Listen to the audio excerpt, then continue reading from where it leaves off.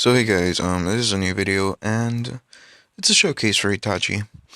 Now here's the thing about Itachi, how do I put this? Um, he isn't exactly powerful right now. Now there's different types of power. A certain power could be, CP-wise, could be ninjutsu-wise, genjutsu-wise. Well, he certainly is powerful to a certain extent. He just doesn't make my team, he doesn't have enough CP, DPS, or anything like that. But, I do still use them. Now, what I use them for is actually for the Ninja War. Now, as you can see here, he has a skill called Transcription Seal. It causes Genjutsu damage to all enemies and stuns them for 1 round. Now, this is 100% stun. As long as you hit, the enemies will be stunned. Um, Another thing about him is that once he is at gold card, he can use Tsukiyomi Itachi, stun all enemies for 3 rounds and increase users hit for 3 rounds. Um, this doesn't have to hit; it just has to happen. Basically, as long as he releases those, all of the enemies will be stunned for 3 rounds if they can be stunned.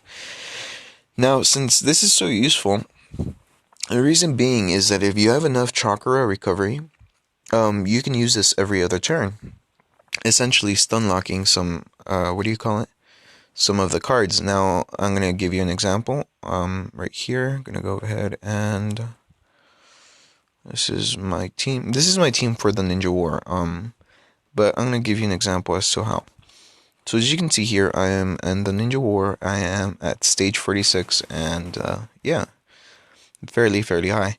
Now we're going to do the trial A, the level A, and this trial. So it's going to be obviously sped up, but watch as Kakashi, he stuns the first row. He can't stun any other unless he gets lucky with the Kamui. Next up is Madara, and now this is where Itachi comes in. He stuns all of the cards. As you can see, all of the cards are now stunned, at least for 1 round. If you look at his chakra meter, it's full. Reason for that being is because I have quite literally as much chakra recovery as items as I can put into him. He has a level 10 Curse Seal of the Moon, level 10 Curse Seal of the Moon, chakra recovery earrings, and that really boosts his chakra recovery. As it is, all I have to do is get to 30% chakra recovery on the Ninja War, and he can constantly stun them. As you can see, none of the cards have attacked me yet. All of the enemy cards are filled with their full fury, simply because Itachi keeps on releasing that. Now, admittedly, every once in a while he does mess up, but the thing about that is that since what's his name, Kakashi's here, his skill Mangekyo Sharingan will easily cover anything that he may mess up for at least for 2 rounds, and he can release it near constantly. So I mean, that just makes him, that just really helps out. But yeah, Itachi's actually one of the biggest reasons why I've been able to get so far. My record right around now is actually stage 49, I believe. I never really have gone into past stage 50 simply because it just takes an obscene amount of ninjutsu damage to get past that, and I just can't get there. But as you can see, like I said, Itachi, he isn't exactly powerful right now as in dealing damage. He's not one of these DPS guys like Naruto, Madara, Hanzo, or even Kakashi. He's the support character. He's the one who makes sure nobody dies, essentially, because if he wasn't here stunning every single card, my whole team would die easily, especially since this is a floor 45, 46, 45. And as you can see, even as much damage as they're dealing, these cards still have an obscene amount of HP.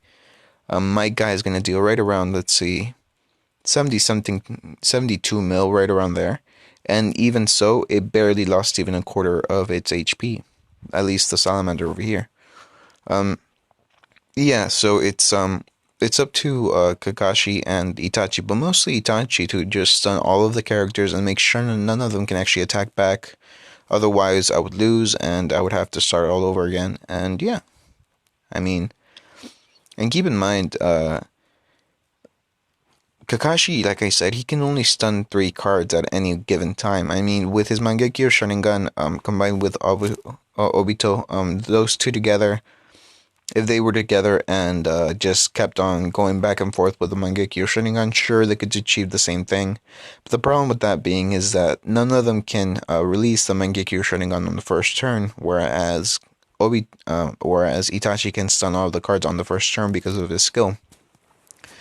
Now, for this to work, you actually do have to have Itachi at the very least gold, as I do, simply because of the fact that if you don't, he doesn't have enough, what's it called?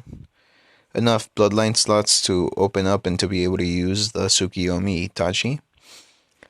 Now, the skill itself, he does get it beforehand in the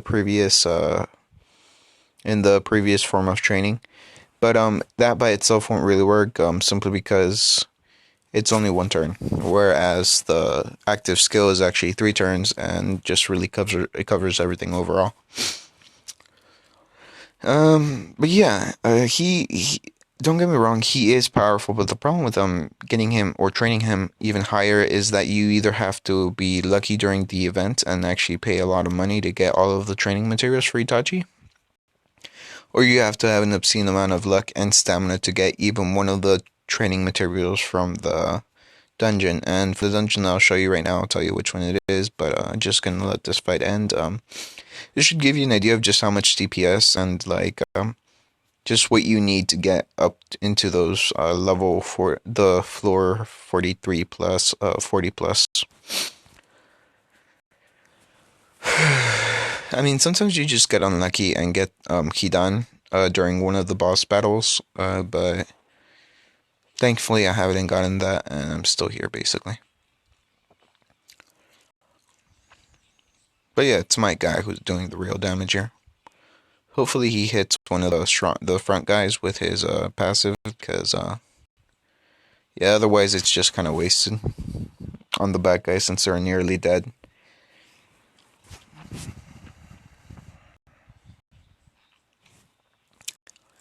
So what do you need to train Itachi? You actually have to have VIP 9 just to train Itachi any further than his initial train.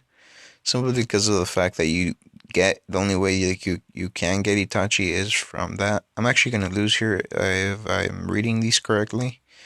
Simply because of the fact that my guy is not going to be able to kill all of the cards in time. Or at least I don't think so.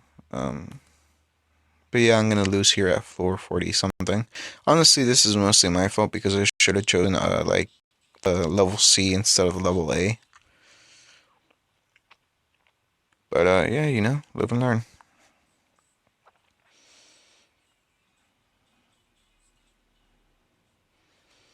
Hopefully they're able to like... Okay, yeah, I may actually win, if just barely. As long as my guy releases in the next 2 turns, I believe, I should be able to win. But this is just a win by literally the skin of my teeth. But yeah, should give you an idea just like how powerful these freaking cards are. There you go, yeah, I'm gonna win. So yeah, see, as you can see, round 29, I was just barely able to win. But yeah, so back to Itachi. As you can see here, honestly, I just equipped Itachi's ring to him and just a bunch of random stuff I had, you know, in my inventory, like Akatsuki's cloak for no good reason, Shining Gun, no real reason, not even upgraded. And even then, he already has 800k combat. If you have his items, it's actually quite a bit of a boost to him. As you can see, he gets 200k just from the ring at level 100, tier 4. 230k CP, so I mean, it is good. Now, I remember somebody was asking me, where do you get the Sword of Tosca for him? You actually have to get it from getting to VIP 10. As you can see here, reward Yata no Kagami. You have to recharge 50,000 gold. Yeah, you have to be a really big spender to get that. And yeah, that's about it for this video. Itachi is a good support card. Later on in his later levels, I guess from Tsukiyomi Itachi, from Koto Matsukami Itachi and Inazagi Itachi, he could be really powerful CP wise, but at the moment, simply because I don't have any of those training mats to get him up there, I just keep him at Suza. If you want to try, and I do mean try to get the Koto Matsukamis for Itachi, you need 50 of them, I believe. Let's see. Go to training, go to Itachi. Uh-huh. You need 60 actually, not 50. You can try to get them, but I've done 300 tries in a row for this dungeon and I haven't gotten jack. Like, I mean, quite literally, I did 250 the other day and I didn't get a single drop of this. So, I mean, it's an extremely rare drop. I already asked the developers whether or not it actually drops, but they said that it does. It's just that it's extremely rare. So, I mean, if you want to try it, go ahead, but don't hold out too much luck or hope for it.